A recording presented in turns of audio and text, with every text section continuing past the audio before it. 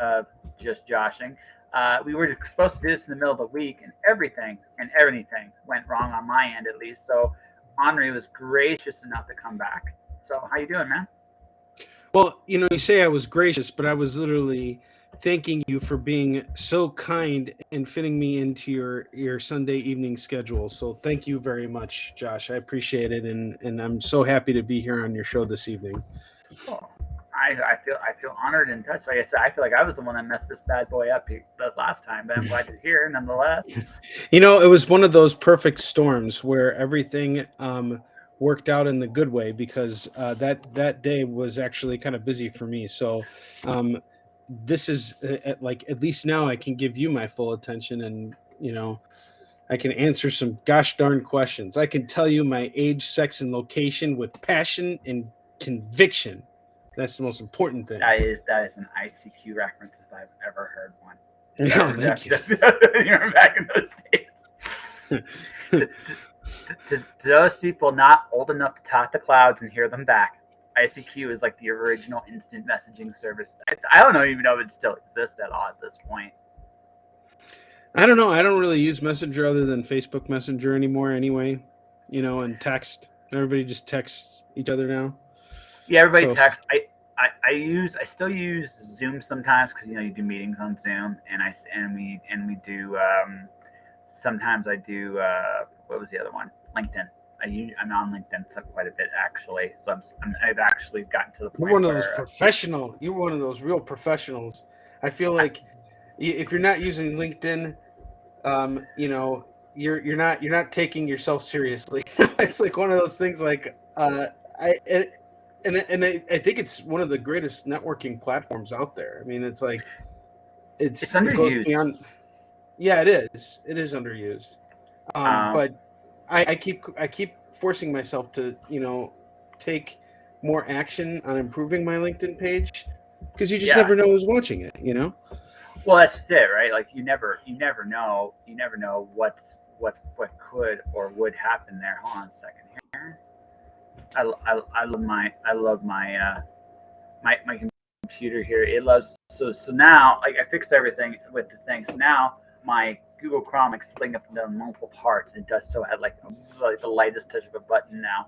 No, I for me LinkedIn I don't take myself that seriously, but I'm apparently on LinkedIn because again I'm always looking for content. Right, doing a show like this, you tend to always want to find as many different people as possible. And although Chuck Pinot would say that he's been on my show plenty of times, the truth of the matter is I do like 20 shows a month, right? So I'm always looking for different content. So I like different types of people too. So it's always a good idea for me to go and it's like, here's what's LinkedIn's got. Here's even TikTok. I found some people on TikTok you wouldn't believe. So I'm like, social media networks, just Yeah, like that's network. that's another thing too. Yeah, TikTok. That's such an underutilized platform. Like, I follow this one guy, the Liver King, and he's like totally like 100% machismo. Like, I don't really get behind the message of eating raw organs and eating animal. I mean, I can understand the philosophy of eating an animal nose to tail, so you don't waste the meat. I totally respect that. I think our culture, our civilization is we're very wasteful in general. Mhm. But um, it's this whole idea of, hey, I'm gonna get you to think this particular way, and I'm gonna get the whole world to think this way, and um, it's the fact that he's so ambitious to spreading that message, and he's got such passion for it, and he does these videos where he shows you what he's eating, and he's eating things that are just absolutely outrageous that like no one should actually be eating, and it kind of sends a weird message because it's like on one hand you're thinking, well, if I eat this way I'm going to look like him, and it's like then there's the reality of like this guy's like in the gym all day long. There are people who believe he's on steroids and things like that, so there's a lot of scrutiny behind it. But the way this guy brands himself and the way this guy utilizes TikTok is quite effective, and the way he's built up his audience through TikTok is like I just sit there and I'm just watching, and I watch every one of his videos, and I keep thinking to myself, how do I implement that? Because I mean, obviously, no one gives a crap what I'm going to eat every day. It's like here's a Well, comic book, here's a comic book creator's diet. We eat AAA batteries and it's like that's all we can afford, really. But Well, no, so you see, but see, you could have some fun with that, right? Like you could take like an old, not these would have to be like crappy comics, right? Like some of the ones that are really terrible. But you can take one, you take like a kitchen knife and spoon, like ketchup. It's like, oh, right, breakfast of champions, right? But you gotta understand, like the thing about anything we do, it doesn't matter what it is, right? It's passion's a big part of it. Like I mentioned this to you off the air. You're one of the most passionate dudes I see on Facebook. And I say this in like the absolute best way because lots of people create stuff. I genuinely wish people were as excited as their own work as you are with yours. It's really cool to see. It's a really difficult thing to get. It's really difficult just to get to that point where Yeah. you feel that confident about your work, because in order to make really good work, you have to make really bad work. It's just the Yeah. natural order of life. And my first comic, even my first comic though, I still got out there and I sold it. Because here's the thing: there's no such thing as the greatest work of art. Like anybody, you show two people Sin City, and you're going to get two different responses of it. Maybe both people who read Sin City love it, and maybe one person hates it and the other person uh, loves it. Loves it and hates it. And then maybe there's a case where they both love it, but for different reasons. And in this way, and in only this way, art is subjective. But in other ways, it's not, because we, as a whole, we kind of know what is good and what is not so good. But as a creator, it's my job to do the best work that I can do. So it's not my job to stand up to someone like Alan Moore and say, I'm going to be a better writer than you, because I can't be a better writer than Alan Moore. It's impossible. He's the best Alan Moore in existence, and I'm the best Onrie Kompan in existence. So it's, we as creators owe it to ourselves to be the best versions of ourselves.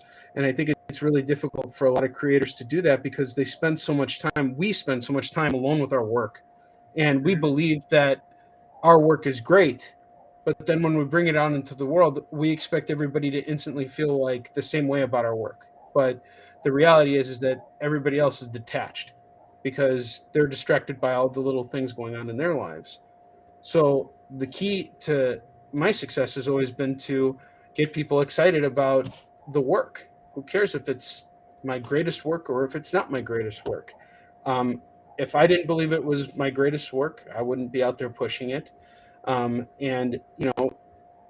getting people excited about everything just takes that ability to forgive the fact that your work is going to take that much more effort to be noticed than it would be for somebody else, and that's just reality. It's an unfortunate reality. Well, But no, I see. I don't think it's an unfortunate reality too, because I think everybody has to go through this journey, right?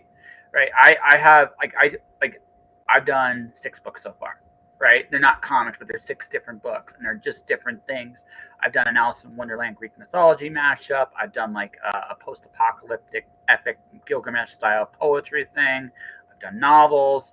My first Kickstarter is coming out next year. I'm honoring, in my opinion, who the greatest graphic novelist of all time is, which is Dr. Seuss. I'm doing my own little way to homage him, right?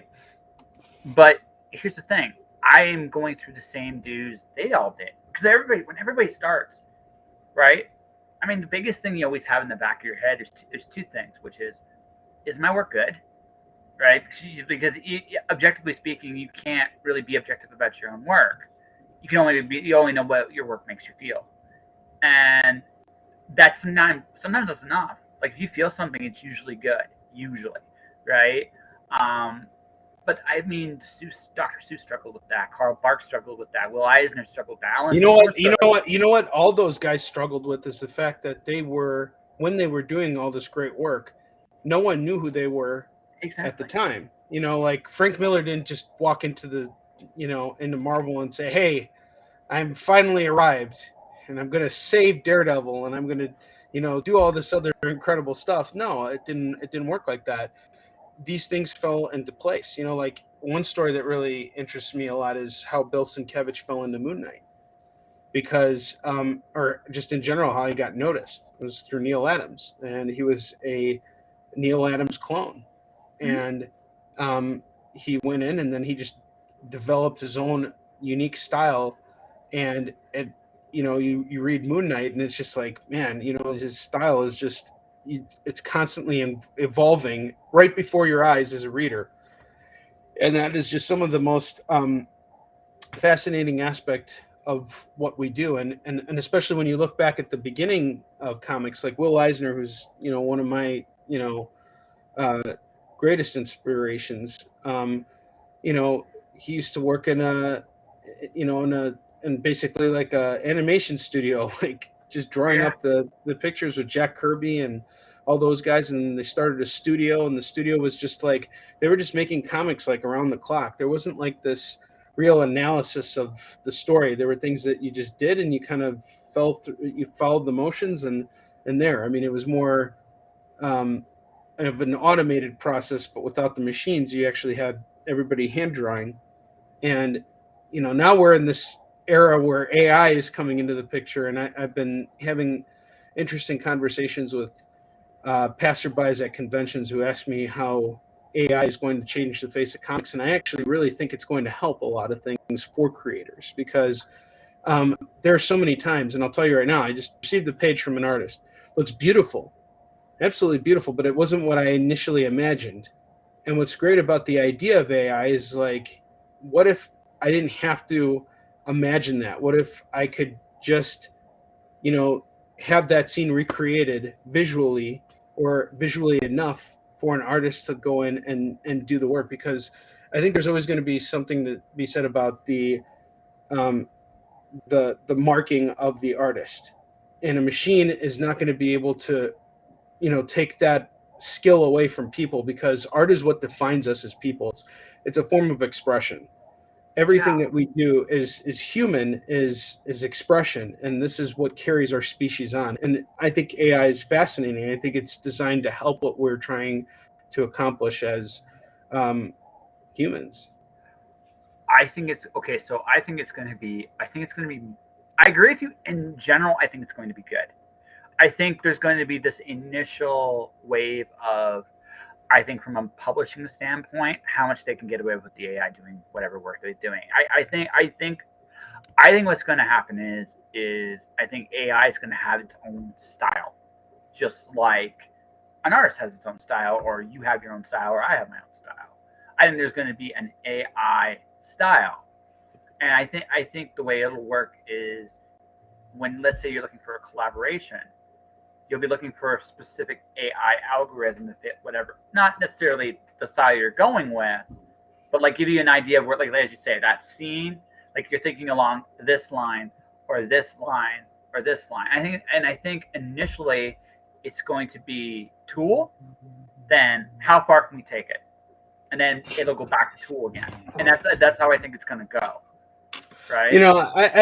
I can kind of see that too. And the thing You, is that I hope that people don't try and make it a comparable thing where it's like, well, look, AI can do all these things now, so we don't need writers anymore. I really hope that it just that idea doesn't make sense to me. it Like, doesn't, but I do. it truly, you're not going to trust AI to lead the entire line of Batman. It's just not possible. There's so many things that it needs to be monitored. And here's the other thing about AI too. Let's follow the most basic rules and laws of publishing. If it doesn't sell, it doesn't get made.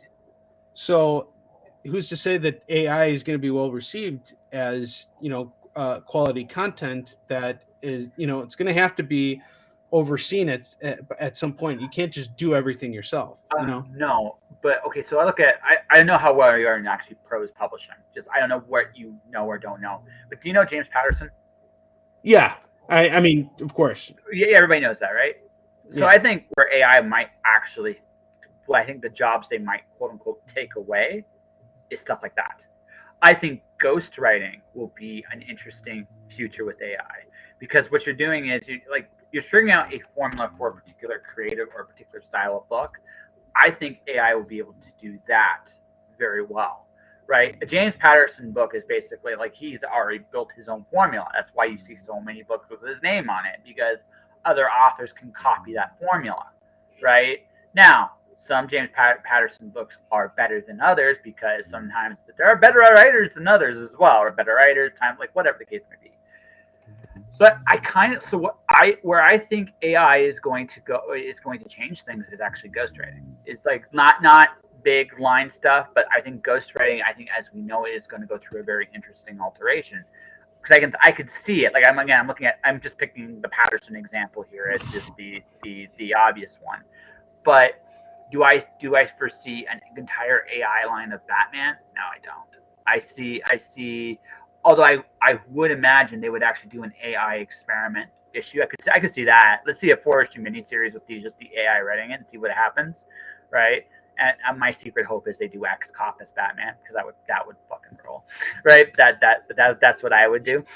Then again, that's what I should pitch that to somebody. I think I could do it. I think I could pull that off. Um, but now that I think about it, but that all said, I again, I don't necessarily think it's gonna replace traditional publishing. It's going like indie publishing is going to be around for the foreseeable future, where everybody's going to be creating their own work, and there's going to be value in properties. I think what's going to happen is, like I said, AI is going to be a tool. They're going to push it, see what they can do with it, and then it's going to go back to a tool again, right? And I think what might happen is also like you and I might be collaborating with a machine. I'll call mine light bulb. But I have no problems. I honestly have no problems with that, because No. here's the thing: if it helps improve our ability to tell story, then it's our duty to use it. Mhm. You know, as creators, the one thing we are all in service to, whether you're an artist, colorist, editor, whatever, we're all in service to the overall stories that we're telling, and it's our duty to tell the best story that we possibly can. And if we have the tools to tell it better, then we're, unless it's for some intentional reason, by not using that technology, we're almost doing a disservice to ourselves and our own progression. But again, someone out there might take great pride in handwriting their own book, and and I do a draft of usually handwritten. I actually find it makes it yeah, more. a lot of people do it, and you know what? There's something, we all have our process, and that's what Yeah. makes us. I mean, for me, I have to be in a particular mindset before I write, because I want my writing time to be meaningful. I don't want to sit in front of a blank screen, and I do a lot of thinking and working while I'm doing other things. And so scenes work themselves out in my head. I could sometimes come up with ideas while I'm at shows. It's like your mind's constantly working. Do you know what I think is actually gonna be interesting? Like this will be like, and this will be like I think a practice thing, because I think this will create another storytelling tool too. And this is what I think. I think there's going to be a degree of polish AI brings to all of us, right? And I think that overall, probably a good thing, right? But every once in a while, you're like, but what if I leave those ugly parts in? Because now what you've done, right? Like one of the other important things about storytelling too is the type of roller coaster ride you put people on, right? So if everybody's going kind of like the same way, right? Maybe what someone will do, and this is I can see again. This is about playing with AI in a way that works for all of us. I think right is like, well, I like this ugly little mark I leave. What if I leave it in? Right? And I think what we're going to be looking at is like from a writing style perspective, we all have flaws in our styles. Like there's things we just don't see. But I think what's interesting about that is also where our voice comes from, like when we tell stories. So I think we'll be able to take our voice, our author voice, into different levels, I right? agree with that. I totally agree with that 100%. Yeah, and then what'll happen is sometimes we're going to be like, when we tell a story, you're going to be like, okay, I need to go here, here, and here with the voice. Okay. Then every once in a while, it's going to be like, okay, think of it like this, like composing music. So now the voice, instead of being this epic layered symphony, we're going to go back to three chords, i.e. AC/DC. I want an AC/DC song versus, say, Beethoven. There's nothing wrong with either, right? But sometimes you want your AC/DC. Sometimes you want your Beethoven. Sometimes you want your Mozart. Sometimes you want your Mamma Marth. I'm a metal guy, so Mamma Marth is definitely something I do, right? Um, so I say it like that because I think the final thing AI is going to give us is more choice. Like, because we'll be able to look at it. It's that honest assessment of, okay, what am I good at? What do I suck? Where does AI help me with it? And when can I get away with using it? Should I use it? And when shouldn't I? And I think that's going to be a big part of the experimental process for the next 5 to 10 years. I agree with that. Yeah. I mean, it's not even that I agree with that. I think that's an interesting use of it, and I think it's something that you'll absolutely have the ability to do. And you see, that's the thing that I think that we should be thinking about is what kinds of opportunities is this creating for us, as opposed to how's this going to limit us? You know, I don't know if you. Oh, sorry. yeah, I'll go let you ahead. finish. No, I'll let you finish your No, thought. no, No. no, no. I just love that. That's how you're thinking. Is you're seeing the opportunity. Well, You're thinking about it. again, I don't have this. So I try to look at both the good and the bad, because let's be honest, there's going to be some good that comes with it. There's going to be some bad that comes with it. That's life. I have never seen this, but I did a conversation with Lucy Leitner about a week and a half ago, and I don't know if you saw me put the video with her. We were talking about the whole concept of the Civil War and AI and what they have in common. And ironically, what it comes down to is power, communication, technology. The Civil War was a big part of the Civil War was we were moving from the age of slavery to the Industrial Revolution. And in the Industrial Revolution, you didn't need slavery anymore. So you know what they were talking about back in the 1850s? The death of certain jobs, people not working in these places anymore. What is work going to look like in the future? Flash forward to today, we're still talking about the same things. Our tools are shinier and they have bigger light bulbs, right? But essentially, it's the same. It's the same conversation. And while I do think it's important to have that conversation a little bit, like I said, I'm going to be very curious what ghostwriting looks like in 10 years. Like that. That's definitely something I agree with you. It's definitely going to change the face of that, because here's what that's also going to allow. It's going to allow these big name writers to have more input on the work that they're doing, you know, and be able to take off, you know. So yeah, I am very curious about that too. Yeah. Too bad Bob Kane wasn't around for all this. Oh yeah, he would have had that. He would have had it. He would have created the hell out of a bunch of other stuff and take credit for it too. Yeah, maybe him, or maybe Jack Kirby might have gotten a lot more love too. Or could you imagine Stan Lee with AI? Because the Marvel method back in the '60s was to save time. Could you imagine that? Like just like scary. It's scary to think about, right? It's interesting to think about how things are, but I do think everything kind of comes with its own time and own place. And I actually got a chance to look at the original artwork for Amazing Fantasy 15 at the Library of Congress in Washington, D.C. Yeah. And when you're looking at the original art, you see Stan's notes in there to Steve, and it's just such an amazing display when you're looking at all this artwork and all the little hand lettering notes and all the other things that are in there. It's really, even though AI would have made all that stuff easier, we wouldn't have all those notes. Yeah. So there's something about the way the meal is prepared, kind of a thing that you got to appreciate. You know what I mean? Yeah. And that goes back to something I said earlier. We're going to be able to go deeper in what our voice, that's what an author brings to the table, or a writer brings to a table. Even to some degree, a penciler, they have their own voice in their art. We're going to be able to look at that deeper, which is interesting, right? And again, sometimes, so you're going to have more say on what that looks, how you cook that meal, right? Do you want all the tools, bells, whistles, gadgets, right? It's like when I listened to music today. like how synthesizes the music? Does the voice and the music sound right? Is it right? Or sometimes do I want something that feels like more raw singing? Because again, they feel very different, and yet they accomplish the same thing. They give us an experience when we tell a story, right? And I consider whether you perform a song, whether you draw a picture, whether you dance, whether you play the ukulele, you're telling us some kind of story. You know what I mean? So, Hmm. what's going on? What am I? What am I? What am I thinking about? Yeah, No, I'm just just taking it all in, I guess. you just listen to my bullshit and going, huh? He's on something or he's on to something, and that's okay. No, I always I always like to reflect, I guess, and just kind of think about things as they come. Um, particularly when it comes to like advanced ideas, and I never take the I never want to give the impression that I'm the guy who knows it all. I feel like I Oh, learn from everybody.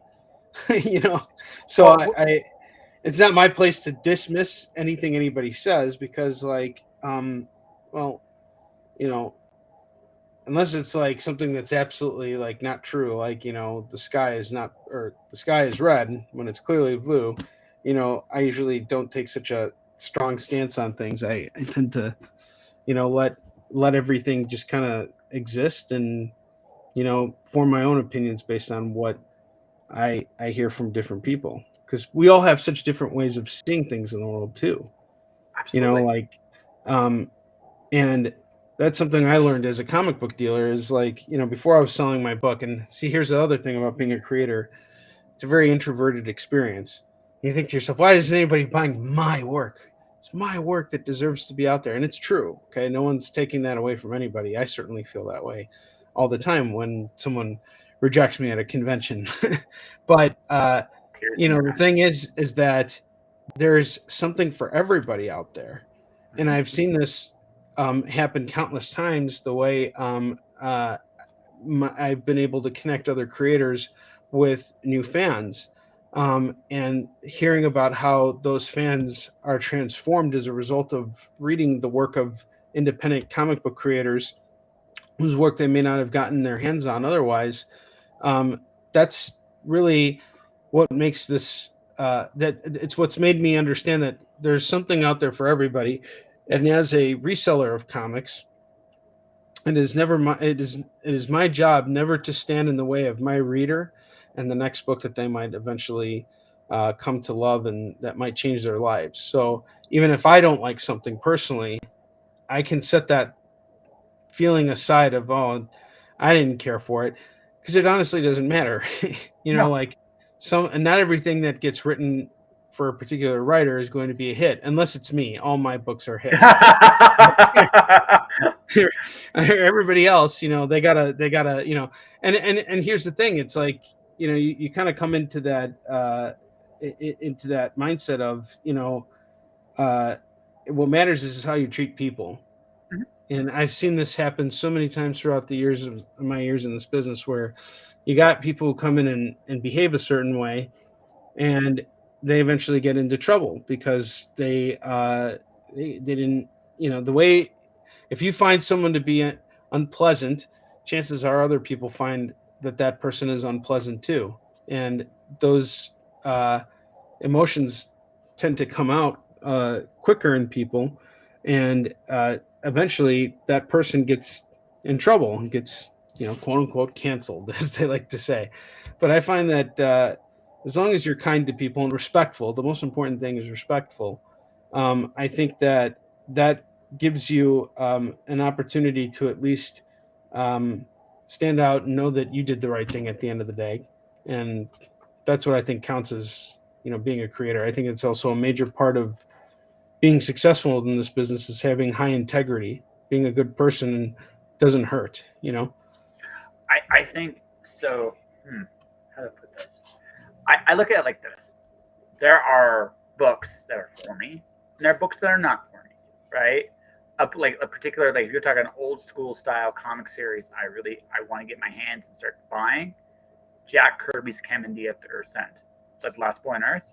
It's an old series, but it's fun. It's silly. It's bonkers. I dig it. I think it's a really cool concept. But that's not for everybody. But it's for me, right? Now, a run of books that isn't for me. There are runs that don't exist. But again, as you say, there's different ice cream flavors for everybody.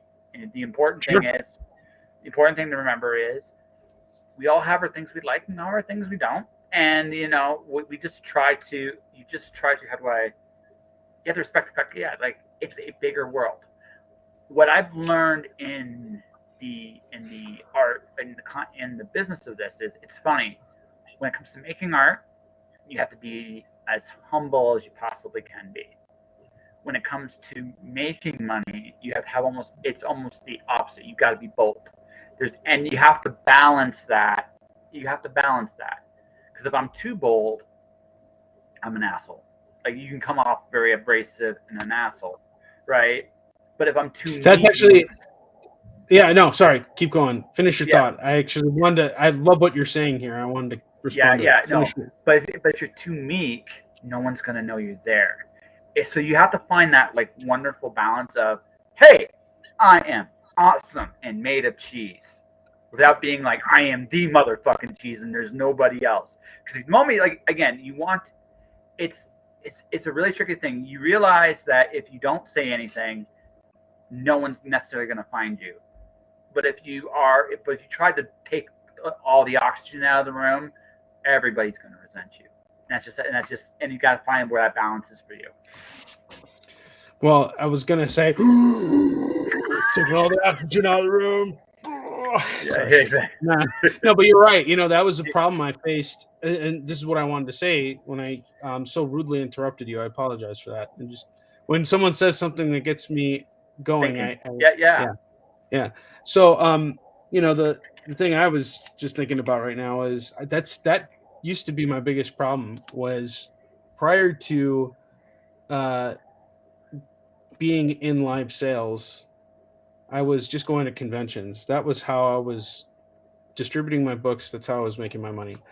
The direct market basically shunned me, and it wasn't anything that I take personally. It's just like, I have a book uh, that is kind of it's like I've created a unique challenge for myself because my book is called Yi Sun Shin.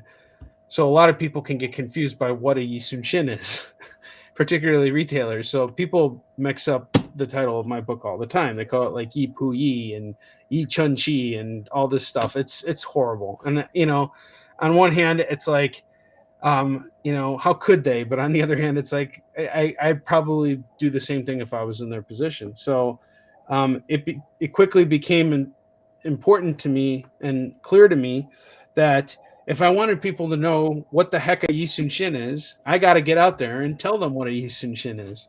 And Yi Sun Shin was a Korean admiral who fought the Japanese in the 1500s. He was outnumbered 10-1 against the Japanese, and he beat them 23 times in a row and never lost a single battle. And that's who Yi Sun Shin is. And if you're gonna like my series, think of going into it as 300 meets Last Samurai by way of Spartacus. And you see now all those Siri interrupted me. Now with all those details, you know what a Yi Sun Shin is. You know what my story is about, and it's a little long-winded way of me getting there, but I have no problems talking to people. It's what I enjoy doing the most. But it created this ability for me to really distribute books because my pitch is literally 15 seconds. And if I wanted my book to matter, I needed to make it matter. Otherwise, it would just be any other book. I mean, there have been articles that have been released recently. One of my mentors posted an article that reported that most Random House and Simon and Schuster and Random House books that get distributed only sell a couple hundred copies, like a couple dozen copies Couple at dozen. most. Yeah, I to date I've sold over 150,000 copies of my book by hand. Yeah. So there are a lot of creators out there who are able to do this, and By the way, find, I'm just giving you yeah. applause. I'm just giving you applause. I have respect for that. That's awesome. Oh, Like thank that. you very Yeah. much. I appreciate it. It didn't happen overnight, and it's not this glorious. It's not always this glorious path, because every time I finish a show, it's just like, all right, that show's done. Now the next show, because I got bills to pay. I got, you gotta find your bottom line somewhere when you're doing all of this, and still maintain that exact passion and intensity for it. And it it has its moments where it's really great, and then it has its tricky moments where you're like, it's just like running a business, and running a business is not always like um an easy thing to do, particularly in comics, because there definitely, you get your highs and you get your lows. It's just the way it is. But if you can hide your lows, and the best way to do that is to just try and not make it about you. Don't go to a convention and think that anybody is there for you. If someone comes to your booth, that's like cherry on the top of your ice cream sundae every time someone specifically comes to you or says, "Hey, I got your email," or whatever.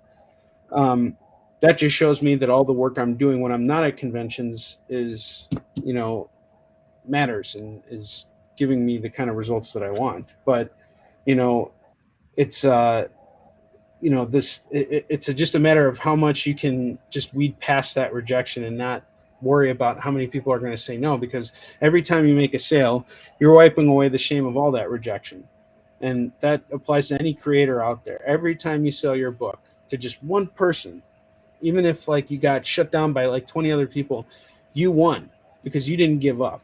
You didn't say to yourself, "I can't do this anymore." You stuck with it, and you got through it, and you moved that book, and it's now gone, and it's going to change someone's life some way. Somehow it's going to end up in someone's hands. They're going to read it. They're going to love it. Yeah, no, like so the last convention I did in the States was Phoenix Comic Con around 2016, 2017, somewhere in there. I still remember this. I was beside a art guy art, who had like a whole crew there. They were excellent at getting people to draw a crowd. They liked me. They're like, like everybody gets mad at us because we always are selling. It's like, I'm not mad about that. Can you just do me a favor, make sure that my table's not blocked? That's it. That was all I really asked for them. They were like, "Oh, that's all you want?" It's like, yeah. So what they would do is they got crowded. One of them would actually come and actually wave the crowd over so that my table was always visible. So they were really cool. And I remember the other guy beside me. He had a great comic. Like he actually had a really fun comic. He didn't say a word to anybody, and it was just I've seen like, that so many times. It's such an unfortunate thing, and you know what? It's not their fault. There's so many. I'm telling you right now, I get so many good books from creators out there who just, they're not salespeople. And you know what? That's like forcing me to become a brain surgeon. I'm not a brain surgeon. You take me out of my yeah, element, and I'm crippled. You know, and I can imagine that. I feel that pain, like very much for creators. It's tough. well, see, I'm gonna push back on that one slightly, only slightly, because I live I spent I'm in Canada right now, but I did live in the States, and I realized something very valuable. So in Phoenix, they have this event called First Friday. Basically, it's like their art thing every month, and I had a book of poetry I did like 2000. This is 2006, 2007. So I'm beside some of the most. I had one. Well, I still remember this one particular show. I was beside a rock concert, and like the most beautiful stained glass windows you ever saw. Right? They were beautiful. Like they were unbelievable. And I'm like, what am I doing here? Right? Because I have this smile. I just have my book and I have a table, and that's all I got. And I'm like, well, if I'm going to get people to notice me, I have to open my big mouth. Like that clicked with me right then and there. If I don't speak, no one's going to pay attention. Like the thing about a convention is, right, you got so much stimulation. Like there's your table. I've seen some of the conventions like there was going on. I don't know what the conventions like the tables are like this year in terms of like people coming. I imagine it probably had a slow start and slowly got busier and busier as the season progressed. But I could be wrong on that. Who knows, right? I like you would know that better than I would. But here's the thing: like there's you, and then sometimes in the same thing there'll be someone like Kurt Sauer who's got his books out there. There's Chuck Pinot with his books out there. There's Mark Park like drawing like a storm. Vu as another one is just drawing up a storm. You have Daphne Log just doing like her stuff. So I'm looking at it like this: you all are really aware enough to stand out.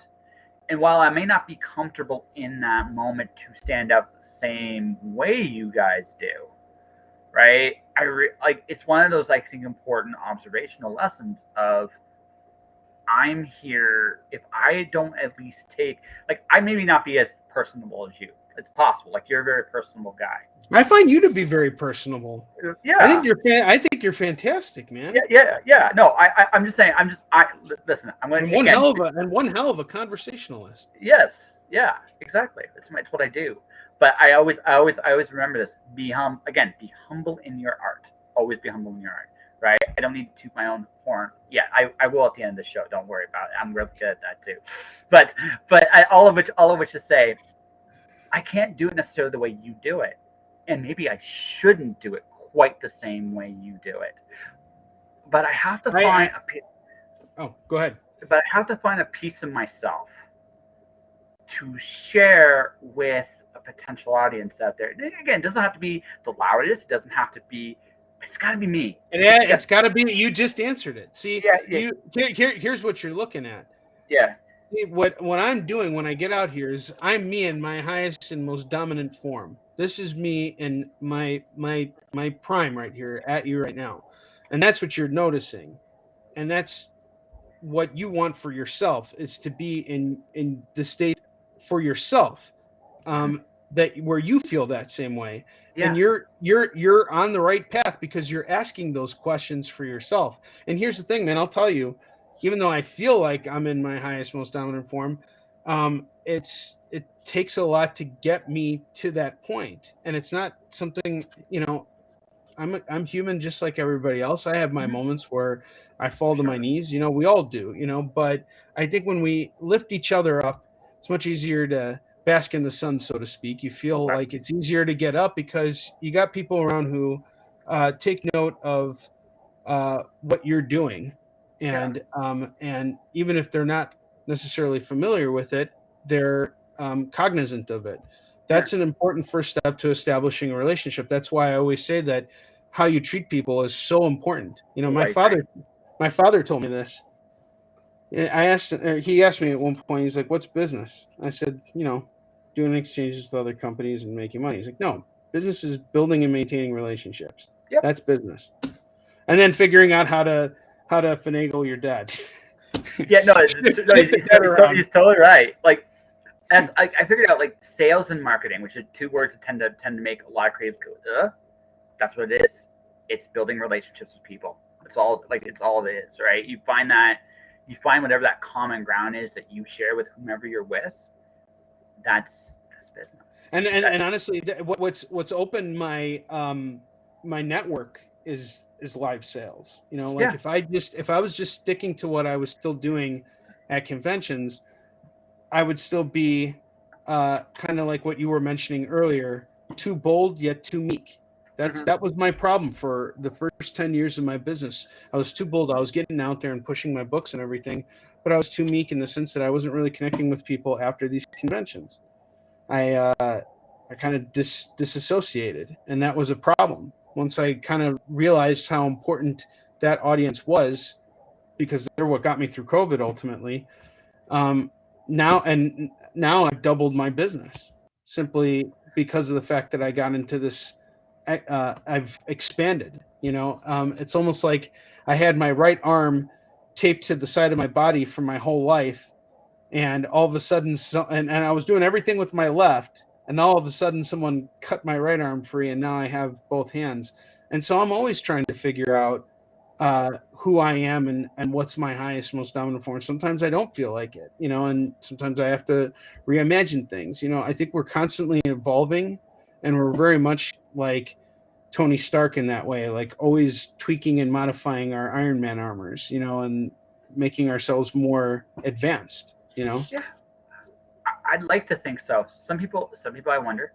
I'm just saying, like some people I do wonder about, but I'm not talking necessarily anybody we know. But there are some people I just watch them. It's like, do you ever change? But that's neither here nor there. Like when my job, this is how I look at it, and everything I do doesn't matter what it is.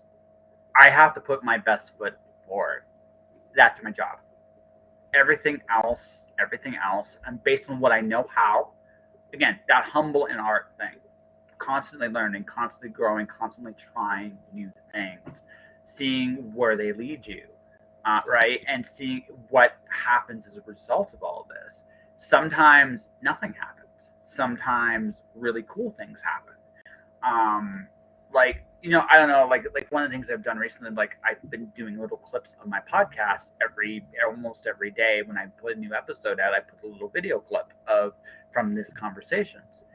And one of the things I've noticed is this is what I've noticed is my clips are being watched more and more and more every time I put a new clip out there. My last clip was me and Rodney talking about Bo Jackson and Barry Sanders. That was the one. And then yesterday it was mosh pit etiquette. And prior to that was the history repeats itself thing. And I just realized like what I'm doing is I'm giving people a glimpse to connect, an opportunity to connect. Now tomorrow I'll refine that even some more, maybe make it a little bit more polished, presentable, somehow, some way. Because the podcast means something to me. It's how I grow my network and how I expand and do my thing.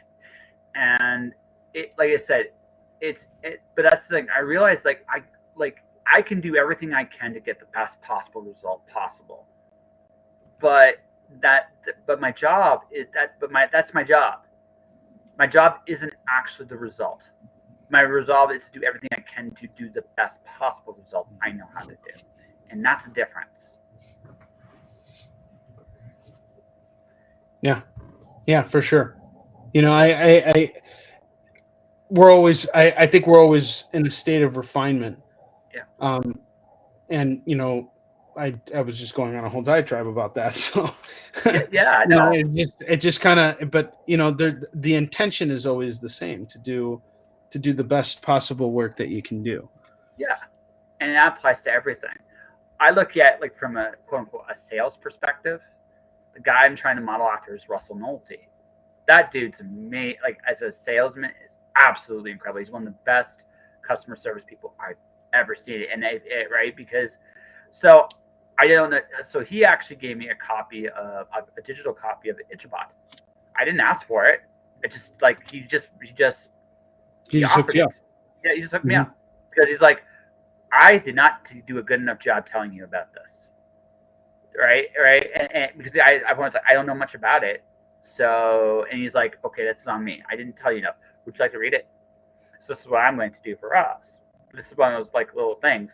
Tonight, when we're done with this conversation, I'm going to read the book, and then when I'm done reading the book, I'm going to review the book for firstcomicsnews.com, and then I'm going to publish a thing, and it builds again. It helps me because it gives me content for the website. Helps Russell because Russell now gets his name out in front of another audience, right? Russell is incredible with customer service. I've Yeah, ordered books from him, and he's yeah, he takes great care in everything he's doing. Fantastic creator and a true inspiration on the Kickstarter platform. He's just absolutely killing it out there with everything. And I've been very behind on my updates, but he's one of those campaigns that I definitely intend to cross promote with my next update. yeah. So yeah, he's a great guy. I like Russell, and I've known him quite a few years now. I'm gonna say since 2017. I've known him. Yeah, well, see, here's the interesting thing. I don't know if we would actually be good friends. We think about certain things very differently, but I admire his passion. Like Oh, no. We're talking about Russell Nolte, the professional, and yeah, he is absolutely. yeah. I have nothing but good things to say about him professionally. I'm glad he's in this business. Oh, I'm absolutely glad to no. see people who are working hard and finding their own levels of success, and he's fantastic. Yeah. I'm just saying, like, I don't like personally, I don't know, but professionally, he does so much so well. I cannot help but admire him. But I mean, Seriously. at the end of the day, who cares about the personal? Oh yeah, absolutely no. You know what I mean? As long as uh, I find it really difficult how people can be disassociative of certain things, but I understand it completely. Like for example, um, you watch Naked Gun and OJ Simpson's in there. Now, OJ Simpson's hilarious in Naked Gun, but like in real life, OJ Simpson like totally killed his ex-wife and everything. So, am I going to boycott Naked Gun now because Oh, of O.J. Simpson being a serial killer?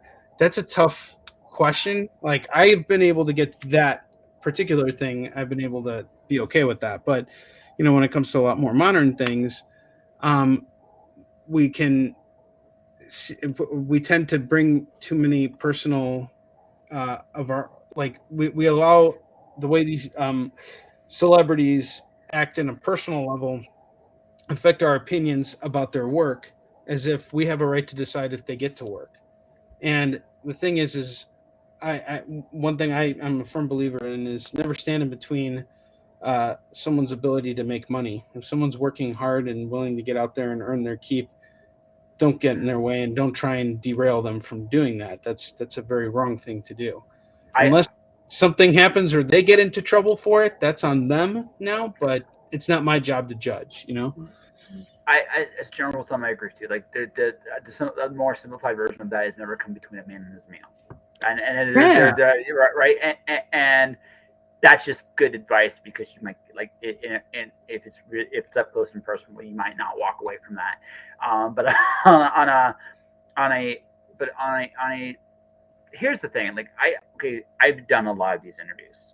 I'm friends with. I usually end up at least on a good acquaintance level, if not friendship, with some of the people I've interviewed. So I get a unique perspective into a lot of creatives' heads, and I can. But I've also learned this too, just in my own personal work relationship. I'm not going to like everybody I walk across either. Just not like, and as hard as it's for the ladies and gentlemen, there are people who don't like me either. I know it's a shocking thing, but it's the absolute truth.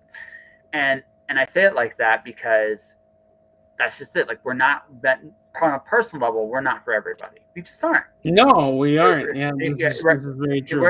We're not. Yeah, That doesn't mean though. Like again, there are people I sincerely admire their work ethic, their desire to go out there. They do so many things correctly that I cannot help.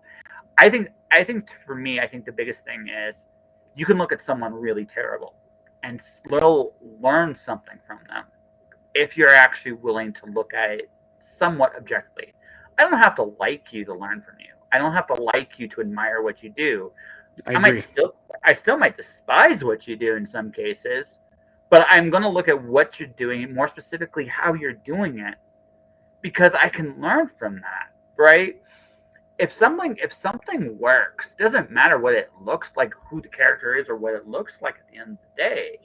What matters is it works. So I'm an idiot if I ignore the good things, I agree. right? They do, right? That doesn't mean I agree with their bad things. And and as a general rule of thumb, there are creative people I flat out don't like. There are creative people that I think on a personal level I am despised. But my general rule of thumb is unless they're bigots, they're openly bigots. I don't necessarily have a problem. I don't necessarily have a problem with it, right? That's it. Like that, I can't do. It's like I'm not going to support that. But everything else, your personal life's your personal life. It's not my business, really. As long as you're not hurting anybody, what do I really care, right? It's not. I'm not. I Yeah, am not. just keep it about. I've interviewed some strongly opinionated people, Yeah. and what I do is I just make sure that the interviews are focused on their work, not on their politics, Yep. and avoid questions that can trigger that. Yep. But and well, like I said, with this show, I don't mind if you want to talk politics, we can. I'm not saying we're going to do that right now. But say someone on here is like, I want to go on political whatever. Okay, we can do that. I don't care, right? But on that note, I'm just gonna. But I just tell people two rules. If you're going to be a dick, be entertaining. Be an entertaining one. And number two, just don't be a bigot. Because the moment you're a bigot, that's when it's like, okay, let's really talk about what you're saying here, right? Because right, that's when it's. But beyond that, I don't care. The world's bigger than me. Like it just is. and what I think might be right today, I might think is wrong tomorrow. Who knows? Well, Josh, I just want to admit something here and now on the show. Mhm. Um,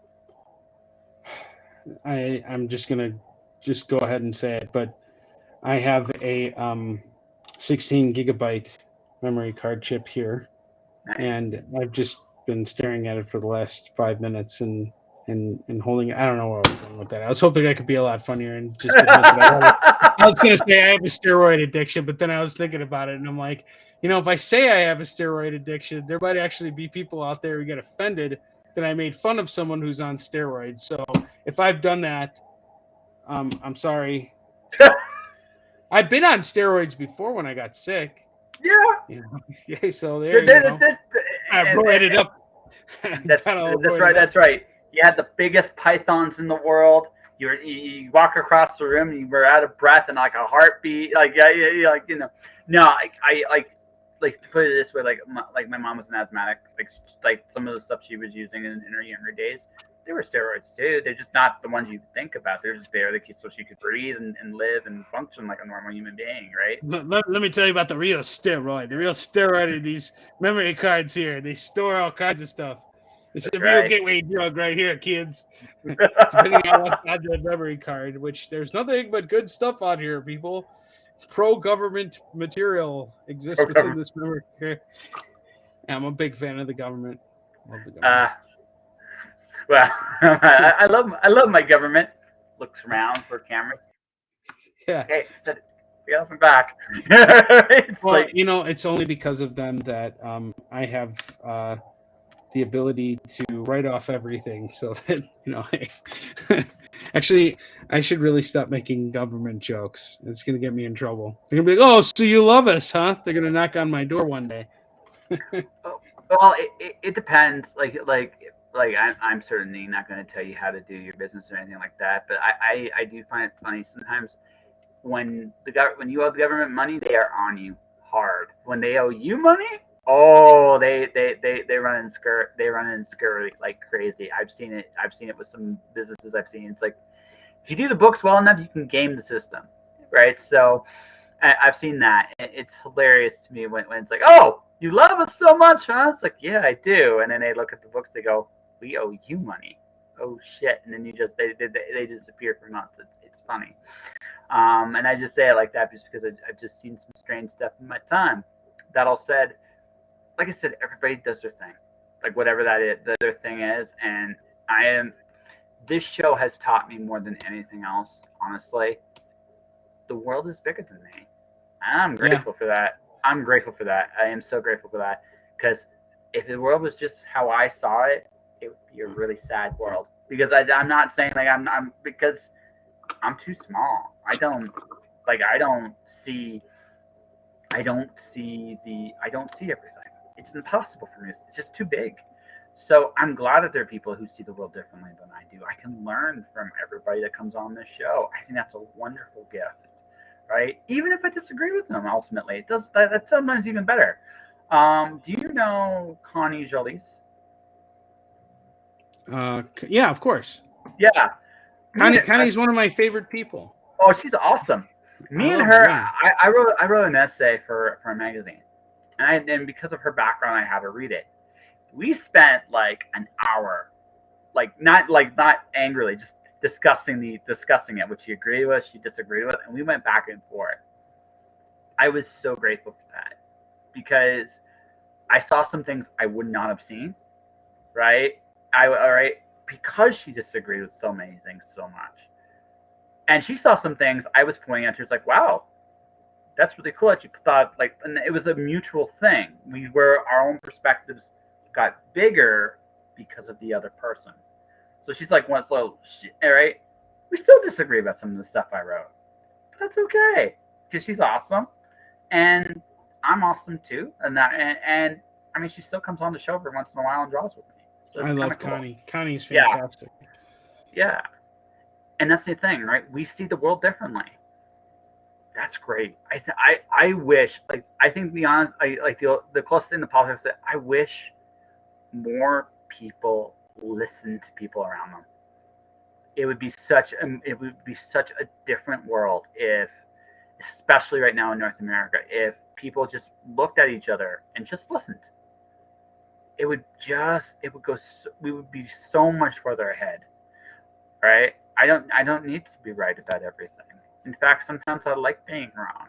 It makes me feel better if I'm wrong, and that's something that maybe I shouldn't admit, but it's the truth.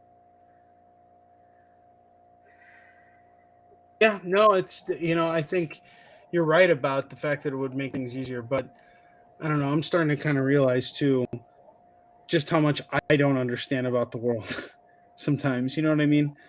But at the same time, I have a habit of uh, um, selling my own self short in the sense that I don't give myself enough credit um, for how things could work better. Obviously, I think communication is key, but that's what makes our industry so important. Is um, comics writing, all forms of entertainment. This is our way of making our mark on this world, making our mark on history. And when everything when everything comes out, it comes out at a specific time for a specific reason. You look at um, the uh, political background in Eastern Shin. Um, in our story, there's a lot of uh, Republican versus Democratic, headbutting. The whole red versus blue type of Hmm. mindset existed in Korea, and what it did was is um, it exposed the country and it made it weak and vulnerable. And this is why the Japanese were able to attack us because everybody was trying to prove that the other person was right. And it's an unfortunate situation because we live in a country right now where we're so divided politically, and it could just be one thing that someone says and automatically the other person will have the exact opposite thought of that. But this isn't how we're constructed as people. We don't all just have to believe the opposite thing simply to show to that person that you're wrong and I'm right.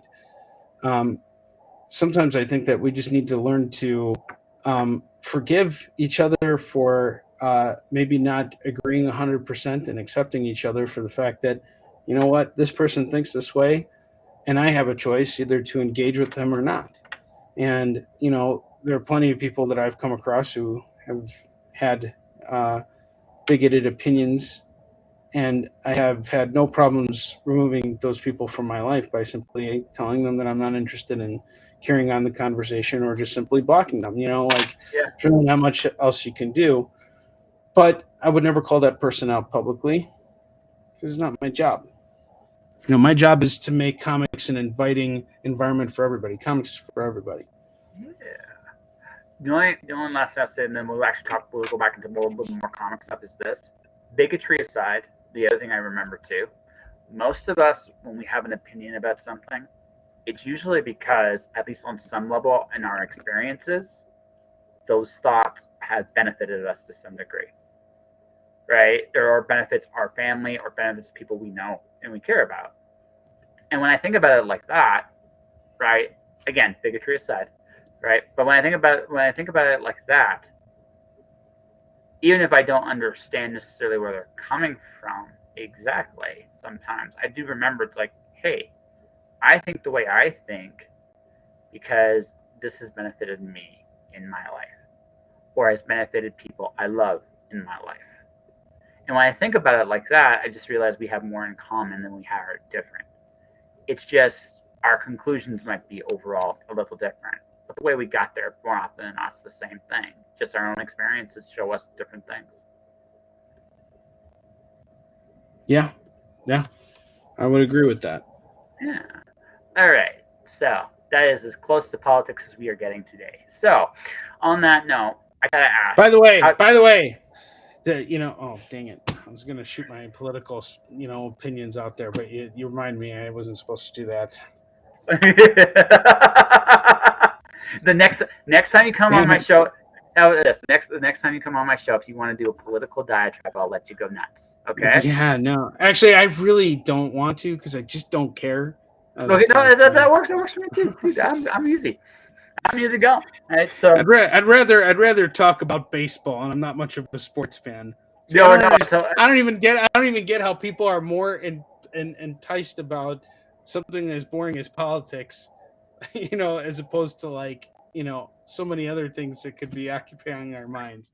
But well, when I was doing my day job back when I still had one of the most important topics we ever had on the line was what was the best ice cream flavor. So that's an important one, right? that is an important question. Yeah. Yeah. All right. Well, let's get out of politics. Yeah, no. So I was about to do that. So like what I was gonna say is, I guess the thing I want to know is, you have a very you sound like you are a Marvel guy initially. I could be wrong Yeah. about that, No, no, right? no, no, no, no. You got me. All right. So how did you get into comics? Um, Web of Spider-Man 32 is my first comic that I ever read. I remember seeing that when I was 4 years old. My sister, she took me to the comic book store. My sister's an avid reader. She's like got this huge book collection, graphic novels, everything. And she got me into comics at a young age. So I remember reading Web of Spider-Man 32, and that was the cover where he comes out of the grave after he had been supposedly killed by Kraven the Hunter. And this was a later part in that arc, so I had missed a lot of it, but I just remember seeing that cover and just forever being transfixed by it. And I was always a Spidey fan. And I remember when I was like 5 years old, my parents got me the uh,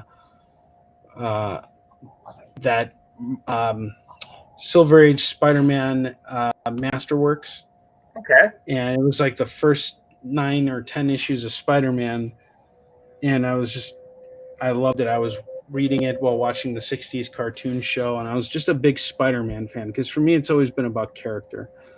And I can't say that I really went all over the place with Marvel. I was predominantly a Spider-Man reader, and from time to time, I dabble in other things like the Death of Superman caught my attention, and the 2099 universe was emerging, and I kind of got into that a little bit. But then there came a point in my teenage years where I just stopped reading comics. Um, uh, I didn't read comics for about 3 or 4 years. It wasn't until my senior year of high school, and I watched Mallrats, and I'm like, I should be reading comics again because comics are cool.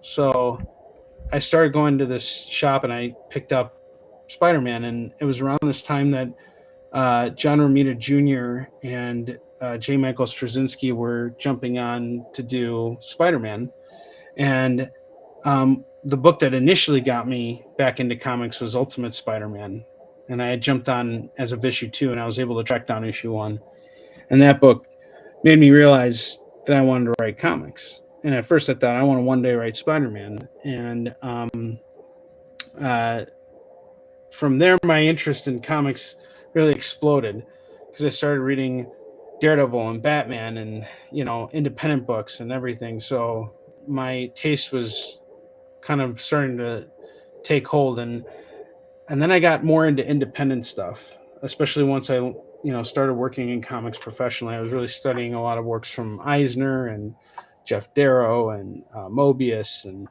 a lot of different European artists whose work in comics is just absolutely incredible, and formative. Just such great stuff that I have learned a tremendous deal from. And you know it's still, to this day, I'm reading everything that just kind of catches my attention. And now I kind of look at comics the same way I look at any other medium. It's like, you want to watch a movie, go pick a movie. You want to read a comic, go pick a comic. I just read The Punisher today, the latest issues of The Punisher, and it is a freaking goddamn good book right now. I'm absolutely loving it. It is so good. Oh, cool. See, so here's the thing. I'm keeping my comic book list small because I've been getting a lot more of the Kickstarter era of stuff. Because, in my opinion, I think the Kickstarter stuff is right now the best stuff in comics. That doesn't mean there isn't good mainstream books. I just think that I like what Rob Matori is doing with his stuff. I'm looking like what you're doing. I'm looking at what like other people are doing in the industry. I think the boldest stuff is right now on Kickstarter. That's just my opinion. But that means that I'm going to be putting money into Kickstarter and a little less money into the mainstream. But I am still looking for that single Marvel. I've been looking for a single Marvel title to read. Just doesn't tie into anything else. Just it's its own wonderful little universe. You got a recommendation for me?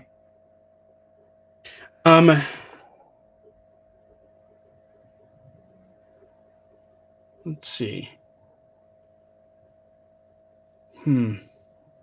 It's tough right now, isn't it?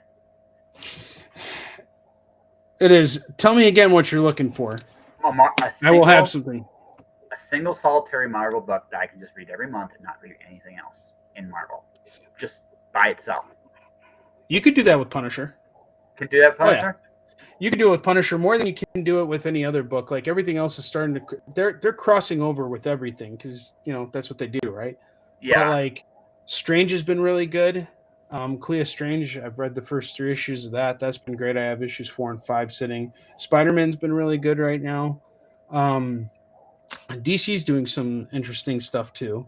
And then there's a bunch of other shit that I don't even know about. There's this other cool ass book out there called Golden Rage, which is like about like old women who are like the Golden Girls, but they're all serial killers or they're all witches or something like that. I mean, come on, dude! Like that's I want that book. Like put that book in front of me. I'd rather read that. I would be reading that over Spider-Man right now because again, it's like I love Spider-Man, and when Spider-Man does cool stuff, I will pay attention to it. But it's kind of like my palette has changed so much over the years that I really can't tell you a single Marvel book that you can follow because they all cross over. It's all one big universe. But in terms of like independent books, like the stories are much more self-contained, and that's what I love about it. Like I think what Scout is doing right now is just really fantastic. They have so many great books. I just read Frank Out on the Farm. That was a great book. So right now for Indies, I got Starhenge by Liam Sharp. That book's amazing. Right, that book's absolutely incredible. Parker Girls by Terry Moore. I love Terry Moore's stuff. He always does good work, and probably the best interiors of one of the best interiors every month. And his books always feel dense, which I really dig. Even if they're small books, they just feel dense. So I love that. My favorite superhero book I read right now, believe it or not, is Teenage Mutant Ninja Turtles. I got into it back when Kevin. Oh, dude, yeah, those guys. I'm a big Last Ronin fan. So yeah. Yeah, exactly. It was my favorite book last year. It was my favorite book last year. It was last year by a shot. It was just so good. And so Harley Quinn. I'm friends with Riley Rossmo. Stephanie Phillips has been on my show. So I call her my secret Canadian buddy because she's just like likes Tim Hortons and is into hockey. So I call her my secret Canadian buddy. But so I got their Harley Quinn run was super fun. And I like Stephanie as a writer, so I'll probably keep on Harley as long as she's doing it, or as long as Harley's just by herself and doesn't get into all the Batman crazy. Inevitably, she will, and when it does, I will just go like this and walk away from the book. But until then, I'm going to enjoy it for as long as it's by itself. But yeah, like I was looking at Marvel, and it was like Marauders looks super fun. Like Marauders sounds fucking fantastic, but it's tied with all the other X-Men books. Ghost Rider's always tied in with something else. And the last Marvel book I read by itself that was really, really freaking good was Immortal Hulk. That book ruled. That book really freaking ruled. And it's like I'd love to have a good Marvel by itself, but I don't know what it is. So I guess I'll check out the Punisher. I guess if it just stands all by its lonesome, I'll definitely take a look. But again, like you, I love the independent stuff. I love my favorite book this year so far has been from Maltori, Snowpop. Oh man, yeah, no, he's awesome. I freaking love Rob Maltori. I haven't met him in person. Yeah, but one day I will. And he's another guy who's just absolutely crushing it out there, working super freaking hard and having incredible results. He's just one guy I truly respect. No, Fantastic. like his werewolf series is an old school like Bronze Age, like it's Bronze Age. It's a fun like monthly and month in month out cool developments. It's I love his stuff. Like he's really good. Um, so like there's him. I just picked up Spectrus and Seven on for Kirk's Hour. He's doing some Oh, really good Kurt's stuff. killing it, man. Uh, He's actually really close to me. Um, yeah, sweet yeah, dude. no, he Like he's really a is. really No, sweet he's dude so too. kind. And actually, it's funny you mentioned all Mog and Mel and Vu and Kurt and I and my son Max. We all hung out one night when they came to Chicago, which was a lot of fun.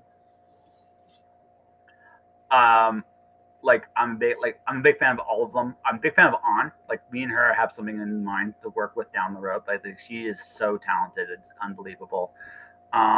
Like the Mog's killing it. I'm hoping Mog like really knocks it out of the park.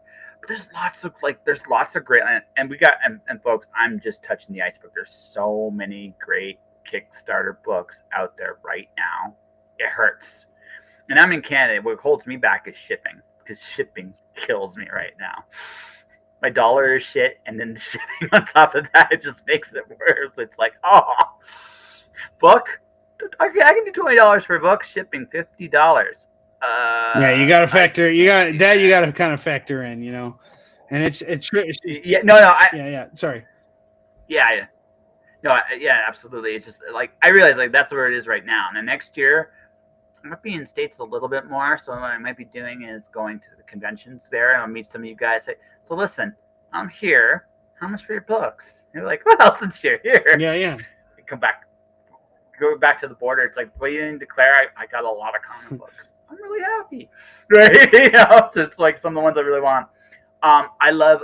I think my other favorite like little universe right now is Matt Knowles and Steph Cannon. Yeah, They have a fun. they do. They absolutely do. And those two, yeah, they have a really fun thing. I think Steph might be the sweetest person I think I've met or on this show of all the comic people I've met. Like she's just super sweet and super talented. I don't and like way talented. Like the more I learn about her, it's like I feel so inadequate interviewing you who are on this show. Like what the hell am I doing here? Right? And Matt's like amazing too. He's done some incredible things and just like wow, you two rock. And it's just like, and their books are really good too. Yeah, So, no, for sure. I mean, that's just, and that's just what I've been exposed to this year. And it's just like, there's some great books. So me and the comic shop don't see each other quite so much anymore. Yeah, So it, that's something I see changing though. Like again, I think that companies like Scout are doing a really good job of working on their outreach to stores. Um, and here's the thing: comic shops aren't against stocking independent books. Comic shops are against stocking independent books that aren't going to sell for them. And no one has time to individually pitch books when you're running a comic shop. You have to have that built-in audience. My local comic shop showed me a whole long box full of independent comics from Source Point out. He clearly ordered these books and they weren't selling. And it's not that the books won't sell. I know these books will sell. I've sold them myself. The challenge is getting people in your vicinity to know about those independent comics because typically in your area, what's going to draw people in may not necessarily be comics. Like my local retailer does a lot of Pokemon stuff and a lot of Magic the Gathering. So people who are reading comics are there for like, you know, uh, mostly Marvel and DC, but then he also has his subscriber list, and those are the people who are picking up the more independent stuff. And you know, it's not a matter of getting them out there; it's a matter of those books selling, and not that they are not sellable. I'm not saying that at all.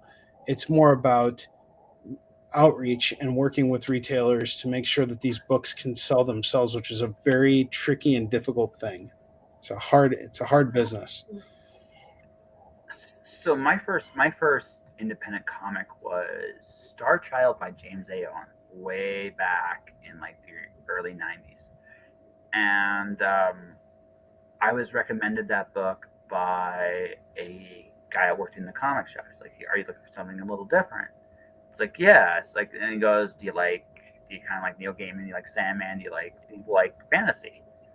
I think this is when I was getting into Robert Jordan's Wheel of Time series, which is like an epically, like at the time that was the sixth book. I waited a long time for that series to finish.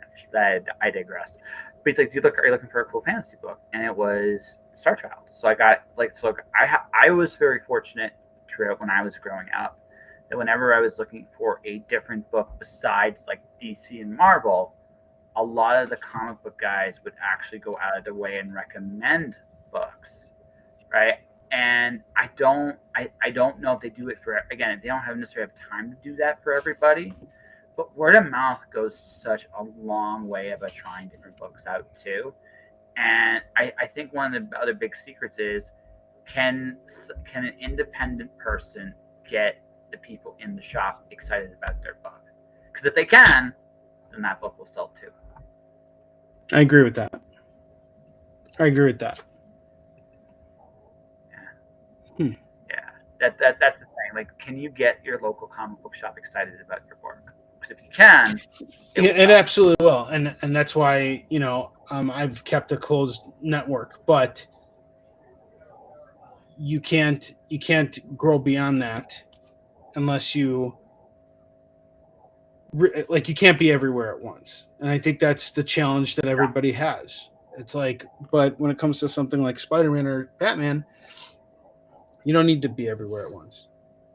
It's like no. everybody knows who Spider-Man and who Batman is. So it's definitely a challenge that we as creators face is independent creators is constantly uh, educating our customers and making sure that they have the information that they need in order to make a decision on whether or not they want our book. You know what's Bentley? My dog's barking. Sorry about It's that. okay. Bentley, No, come here, it's buddy. all good. It's Onrie. I actually have a 3-year-old nemesis. Oh, you have a 3. Like one of my author guys, I have a 3-year-old nemesis that actually, whenever I interview this particular author, he just comes in. His name's Harrison. He comes in and he just takes over the show. He one time held my show hostage for 45 Oh minutes my with God. my mom. No, it was actually, believe it or not, it was one of my most popular episodes too. I think it was hilarious that it did that well. But again, it humbles me. All this great conversation. No, 3-year-old holding me hostage is the selling point, ladies. I don't know, right? It's one of those humbling things. What I was going to say though, I think it's in one way. I think it's simpler than I think we think. I mentioned this. I just mentioned the idea. It's not about getting everybody excited, right? I think there's a little luck in this. There's definitely a little luck in this, and then I think it's this. It's getting the right people excited, right? Because again, take me. I have a big mouth. I think we've talked for almost 90 minutes. I think maybe I can honestly say that in a self-deprecating way. I have a pretty big mouth. If you educate me about your book, I'll tell people about it. And someone will listen to me and say, oh, well, Josh thinks this is a good book. Maybe I'll give this a shot, right? And I'm not just saying necessarily me, but I'm just saying that the idea is the same. You like when you look at Spider-Man and Batman and all these characters way back in the day, they started off as there's nothing anybody knew back in the day as well. Different market, different time, but in essence, it's the same challenge. Can something get somebody's attention? And once somebody gets somebody's attention, can you find the right people there? Because I think the more modern example is Harry Potter, right? One day, nobody knew who Harry Potter was. And then one day, just at the right place at the right time, it exploded in such a way that everybody knew who Harry was overnight. It was an overnight thing. Mm-hmm. But it wasn't overnight. It took 3 books. And it took a lot of people saying these books are great. But it was also the right people at the right time, and it just caught everybody's eye. So there was a little luck, right? But I think maybe the challenge is it's not telling everybody. It's that I guess that it's finding the right super fans at the right time. And I'm not saying it's easy to do because if it was so easy, everybody would do it. But it's just something that you just in our little conversation here, it just hit me. It's just like it's really maybe convincing 10 or 20 people but it's the 10 or 20 people that go out there and go, hey, this is freaking great, man, you gotta check this out. And I think about this because like the one thing I'm thinking about is we're on Twitch, and the most passionate fan base I can think of are video game fans, and they do this all the time. They go, oh my god, this game is awesome. Like there's this game called Cult of the Lamb right now. Everybody I'm watching that's streaming is streaming that game a little bit. It's like it's the current thing, and the reason why it's the current thing is because everybody talked about it, right? Or at least enough people talked about it that all these streamers are now trying it. And the cool thing about it's ideal for Twitch because you can actually become part of your streamers cults, and you can and it creates a very interesting interaction. But I think it's also just the fact that again, it's not everybody, it's the right people that at the right place at the right time. And again, I'm making this sound a lot easier than it actually is, but I'm just thinking, again, I'm trying to solve a problem and trying to make it, I'm trying to simplify it. It might be just the right 10 or 20 people at the right time. Maybe I'm on something. Maybe I'm on to something. I don't know. But it was just a thought I just had. We were having this discussion.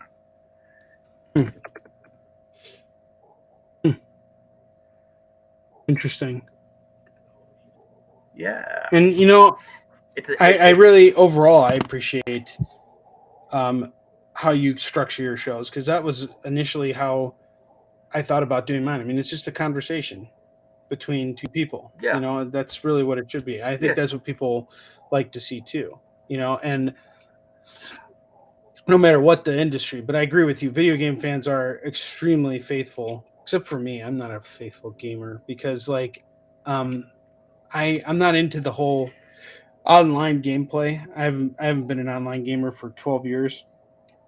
My kid's really into Roblox, and I just can't get into it. I've been playing Legend of Zelda Skyward Sword, though, and that game is freaking amazing. I absolutely love it. The combat system in that game is just incredible. I am so digging that game. Actually, hold on. Let's see if I can show you something real quick. So my crack of choice. This is one of my all-time favorite Zelda games. Right, Ocarina of Time. Yeah, that was the best one. I'll tell you this though. I came to that game late, so when I played Ocarina of Time for the first time, it was during the GameCube era. So the graphics looked dated, but the game itself was a lot of fun, and I really enjoyed it. I played Wind Waker, and I didn't really get into Wind Waker, but then I played Twilight Princess, and I think I got the experience from Twilight Princess that I was supposed to get from Ocarina of Time. And then I played Breath of the Wild, and I really didn't care much for Breath of the Wild. I really hated how your weapons broke all the time. That was so freaking annoying and stupid. And then you get the fucking Master Sword, dude. I spent hours, months getting that stupid fucking Master Sword, all right? And this thing breaks on me. Like, what the fuck, dude? I just solved all these puzzles and did all this shit. I was supposed to be able to blow through the game and whoop some ass after that point. No, the fucking Master Sword breaks. Fuck that Master Sword. The Skyward Sword, though, that thing's badass. The Skyward Sword is so much cooler than the fucking Master Sword in Breath of the Wild. Fuck Breath of the Wild. And I'll say that to say this, that if I play that game again, which I probably would need to with the strategy guide next time, just because there's no linear path, and there's so many aspects to the story that I missed because I was so busy trying to get the stupid Master Sword, stupid dumb Master Sword that freaking breaks in the game. Freaking hate that Master Sword. Hate that game. Oh my god. Okay. Hold on. Onrie, yes. Deep breath. Yes. It's yes. okay. It's all Deep good. breath. Let it out. It's all good. We all have it. I was going to say, I just submitted a concept of a graphic novel to a publisher yesterday, and my reference point, because I'm using a Twitch stream as the basis to create a comic. So I'm doing like my little riff of Ocarina of Time. That's actually like the cool thing about like and like I said, and the reason why I'm brought up video game fans like being like intense is we still remember the experiences when we played certain games. Like some maybe not quite to the same animated. Rage might be the word for you. Now you have the same love of Breath of the Wild as you have, but we have remember those experiences and they make us feel stuff. And I think that's why video games have such a huge and loyal fan base. And it's something that I keep in mind when I'm writing a story or putting something together is I want to make people feel that same way with my stuff. If I'm doing that, I don't really worry about it's going to sound weird. I don't worry if my stuff is good. I worry instead about my stuff makes you feel something. Yeah. Even if it's not quite what I'm No. for. Your I'm work should make your work should make you feel something first. Sean McCardle told me that. You know, him and I have lots of conversations about, you know, making comics, and he straight up told me, is like, you make he selfishly makes his books for himself first. And if I didn't like my work, I wouldn't be out there pitching it. You know, like, you know, you want to be proud of what you're doing. And yeah, no, I totally agree with that. Yeah. So it's like, and then I worry about it being good. I want to feel something. If I feel something, it's already halfway to good, right? And then work on trying to make it good. Maybe it'll be great. That's my theory, right? I could be wrong, but it could be wrong. No, like when and as far as the show structure goes, this is my final thing about this is I don't really care what we talk about. As you can tell, we've gone all over the place. What's important to me is that you come out. As again, I'm a big believer in authenticity and integrity as well. So if you're the real you, chances are somebody listening to this will go, "Hey, this Onrie guy is awesome. What has he done?" And then we'll obviously do the pitch at the end of this conversation. What has he done? He just went on a whole tirade about Zelda Breath of the Wild. We must take pitchforks and set them on fire. No. See, Breath of the Wild. I don't think would get you that. I think Skyward Sword, Twilight Princess, or Ocarina might get you pitchfork, right? Well, I don't think anybody can play Ocarina of Time and not appreciate that game. It was just like a perfect game. You know, even dated, it was still like, wow, this, like, the boss fights, the idea of what the game was. And Breath of the Wild was really supposed to be that. You know what I mean? It was supposed to be like, yeah, and it just wasn't. And I was like, and though you know what it almost felt like? It felt like Horizon Zero Dawn. It almost felt like it was more of that type of game than it was with puzzles. Because what's a Zelda game without puzzles? But it was more that than it was a Zelda game. Because to me, the Zelda games are supposed to be expansive, but somewhat on a linear path, so that you can kind of follow the story in a certain way. You know, this one you could have gone anywhere. It was very different. So I jokingly say I hate it because I feel like I need to revisit it. What was your take on it? I haven't. That one I have not played yet. I didn't go so far because here's the thing. I haven't had a system in a few years. I'm getting myself when I get some money, I'm getting myself a Nintendo Switch, and I'm going back to all the really cool games I've missed over the years. So I'm going to go on as like Zelda's one of the things on my list. But I've also I've been playing two other series. I've been playing the Persona series, which it's an RPG sim game. It's amazing. It is one of the best world building games I've ever played. And my personal player of choice has been the Tales games because I'm a sucker for skits. And the thing is, when you win certain battles and when you have the right teammates, they actually do skits together, and it's always it's entertaining, and I love that stuff, right? And that's where I'm at right now. I'm at that point. I'm going to revisit Zelda when I get a Switch. That's basically my plan.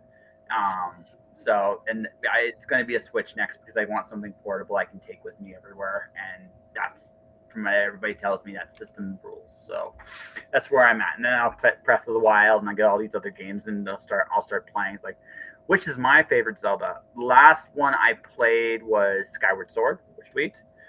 Twilight Princess. Yeah, Skyward Sword is so good. The combat in that is so freaking advanced. It's such a good game. My God, like, and Twilight Princess had really great combat in it too, with the two, with the Switch controllers, with the Wii controllers. But on the Switch, it's like, holy crap! It's so much more like in tune. It's like crazy. Yeah, it's really they know people expect on their Zelda games, and by golly, they deliver. Or if they try something new, like Wind Waker was different. It was still a Zelda game. It just didn't quite look like what you imagined the Zelda game to be. So they went, especially after Ocarina and Majora's Mask and Twilight Princess. You're like, that's kind of where the direction of the Zelda games have gone since. And I don't hate it. I don't hate it at all. It's just that's where they went, and that's cool to me, right? So, but I don't mind that they aren't afraid to take chances once in a while, and again, Zelda's one of the series they do that with, so I kind of dig that. I actually want to play the Link to the Past sequel. That's the other one I really want to play. I like, that was my first Zelda game, was Link to the Past, which is still pretty sweet even today. The graphics are completely out of date. I don't care. It's still a Zelda game. It's the Zelda I remember, right? So, it's for me. But I think Onrie, what do you think? I think we've had a good conversation. What do you think? I think we've totally scratched every nook and cranny we can. I'm sorry. my brain is pretty fried because tomorrow I gotta get up super early and take my kids to school and do the dad thing. Dude, you know what? I said this off the air, and I'm worried about forgetting something. No, it's okay. We're gonna get to the picture. I just want to say this before we wrap up. I have heard nothing but good things about you from a lot of different people. They're well deserved. It's nice to meet you. It's really nice to actually have a real conversation with you. I appreciate it, man. And this won't be the last. No, and when you have your Kickstarter, you're gonna have to reach out to me, and I will have you on my show. Yeah, no, happily. I'm gonna be doing my Dr. Seuss Golden Storybook / comic for a Kickstarter. I've already quietly. I can't wait. Yeah, I can't wait. Yeah, so that I gotta get my shit fully together, but that's going to be my first release next year, and then it's gonna get so. But you've got a Kickstarter right now. I do have a Kickstarter right now. I will send you a link for it. If you could share that would be awesome. That would be awesome. And so send me it by either the private chat or by Facebook. Your call. Okay. I will also send you some reader comps because I'd like to hear what you think of my work. Sure. You're somebody I respect, and give me a day and I'll send it along. I'd love to hear your thoughts on it. Yeah. Why don't you send me a link right now? Did you do that? Okay. Hold on. Yeah. All right, you did. Hold on a second, folks. Give me a second here. Yeah. So we're at coming up on $8,000 now. We're fully funded. Congratulations. Almost $500 over. We still have 11 days to go. We're announcing 2 new variant covers tomorrow, and we have an awesome stretch goal. Our stretch goal is going to be the digital ash can for my next comic book series, Warline, which will be coming out very early next year. The first issue is done. It's now being lettered, and as soon as it's finished being lettered, we're going to take care of all our fulfillment for the Eastern Shin campaign, and then we're going off to Warline Town, and we're going to be launching a campaign for that. So I'm really excited about it, and I know we're going to hit our goal. We have 10 days to go and 162 really wonderful backers. If we can hit 200 or 250 backers by the end of this campaign, that would just be absolutely phenomenal. I would be so thrilled if we could get that many people to support what we're doing with our series. And Josh, thank you so much for having me on your show. I've As you said, you've heard really wonderful things about me. I can only say the same. I've heard the same of you, that you are a really wonderful guy, and I'm glad that we now know each other and that we can call one another friend. Yeah, and the next time we'll talk more about why you love Breath of the Wild and stuff like that. Oh, why I love. Hey, you know what? Maybe the next time we play or talk, I really will like it. Who knows? Yeah, no, dude, like that's the cool thing, right? Sometimes take that second time, but for everybody watching, like I said, go check out the campaign, like go check it out. It's right here.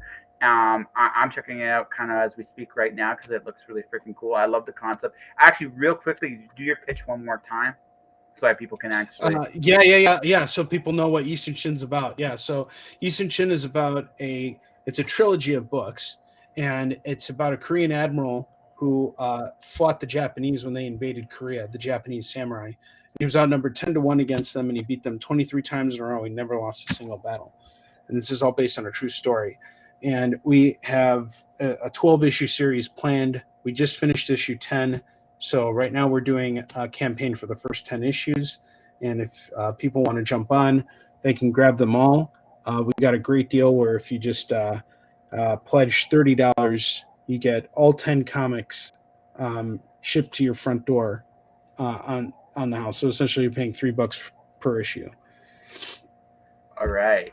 So, and just beyond that, if anyone wants to talk to you specifically, do you have a web page or anything that people can get a hold of you at?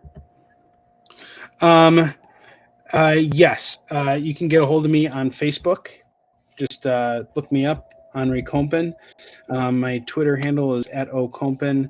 I'm on Instagram as well as okompan, I believe.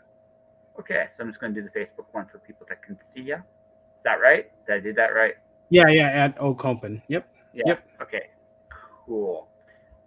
Onrie, it was a pleasure. Now, Yeah. everybody watching and listening, before we wrap up here, these are my advertising service. I make videos, audios, words, and graphics about your projects and yourselves. You can definitely take a look right there and see what I can do. If you're anyone's interested, you can definitely do that right now. Guys, next week is going to be incredible. I have #1 New York Times bestselling author Marissa Mayer on Thursday as I go into my 9th year. It's going to be an amazing, amazing week. I was really happy to get Onrie on the show. So, Onrie, thank you very much for coming. And to everybody watching, everybody listening, thank you for watching. Thank you for listening. Stay inspired. Keep shining in the dark. And I'll see you guys on Tuesday.